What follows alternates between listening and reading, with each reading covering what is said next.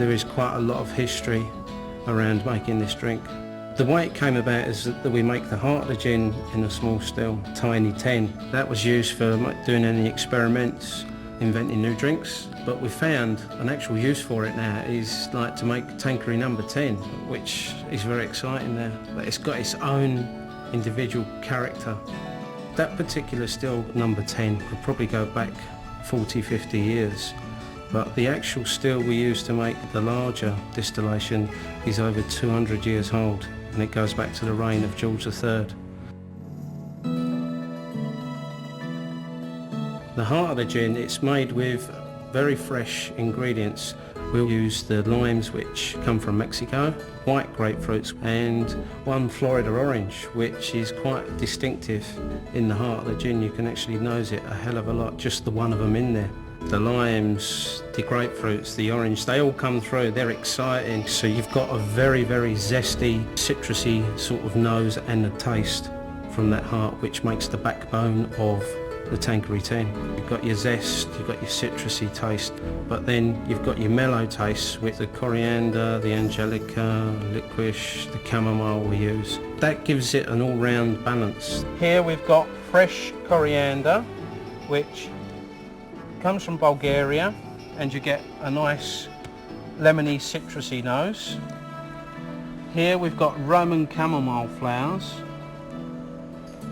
and you get a herbally typey nose from this. In the front here is the angelica root, which comes from Saxony, and you get a chocolatey nose. The angelica would marry the rest of the ingredients together and actually make up the smoother side of Tanqueray 10.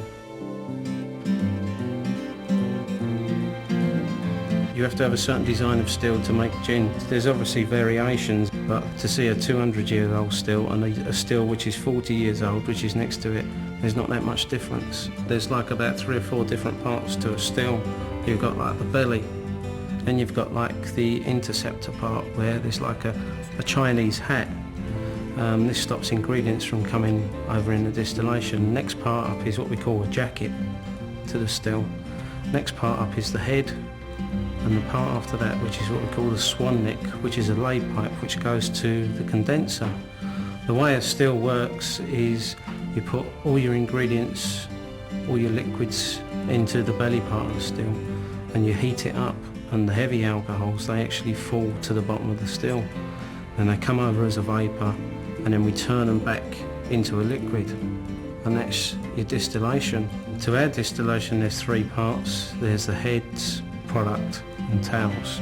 We don't use the heads. The heads is the very, very first part of a distillation, which there's no flavours there at all. The product is the bit we're interested in, which is approximately 6 hours to actually produce. And the tails is that we actually recover all the alcohol what's in there. There's only water and the ingredients which is left, and then they get discharged from the bottom of the still. There's 2 parts to making Tanqueray 10. We actually make what we call the heart, which is a very citrusy, lively part of the formula. With the heart, another 7,000 litres of alcohol goes into the larger still, and then you've got the larger distillation which we do with the mellow ingredients in there. Combining the 2 together, you come up with this fantastic drink.